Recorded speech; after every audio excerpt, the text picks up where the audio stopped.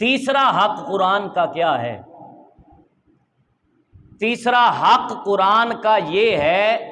کہ اس کے مفاہیم و مطالب کو سمجھا جائے۔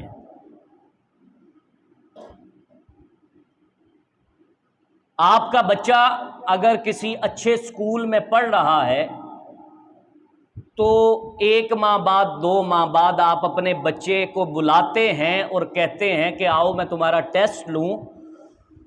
تم کیا پڑھ رہے ہو؟ آپ بچے سے انگلش سنتے ہیں تو آپ کا بچہ ریڈنگ کر رہا ہے لیکن ٹرانسلیشن نہیں کر پا رہا۔ ریڈنگ وہ صحیح کر رہا ہے لیکن ٹرانسلیشن نہیں کر پا رہا، تو آپ اگلے ہی دن اسکول میں جائیں گے اور کہیں گے دیکھیں جی میں آپ کو اتنی فیس بھی دے رہا ہوں، آپ کا میرا بچہ ریڈنگ تو کر رہا ہے انگلش لیکن اس سے ان لفظوں کی ٹرانسلیشن نہیں ہو پا رہی، تو آپ نے کیا پڑھایا ہے میرے بچے کو؟ انگلش کے معاملے میں ہم اس چیز کی فکر کر لیتے ہیں اور کرنی بھی چاہیے، لیکن جہاں معاملہ قرآن کا آتا ہے وہاں پہ ہم نے کبھی اس چیز کا خیال نہیں کیا کہ اگر بچے نے قرآن ناظرہ پڑھنا سیکھ لیا ہے تو اپنے بچے کو ترجمے کے ساتھ قرآن ہی پڑھا دے۔ یا اس کی مثال آپ یوں لے لیجئے، آج اگر آپ کے نام امریکن ایمبیسی سے کوئی لیٹر آ جائے اور اس زبان میں آ جائے جو زبان آپ نہیں جانتے، تو آپ اس وقت تک چین سے نہیں بیٹھیں گے جب تک کسی ایسے بندے کے پاس نہ چلے جائیں جو آپ کو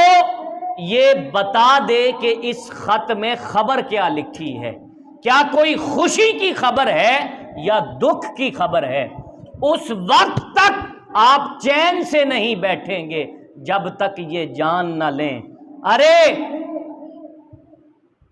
حضور علیہ الصلوۃ والسلام کے وسیلے سے یہ قرآن اللہ رب العزت نے ایک خط بنا کر بھیجا ہے۔ اس قرآن میں مسلمان نے اپنی زندگی کیسے گزارنی ہے ایک پورا منشور دے کر بھیجا ہے، لیکن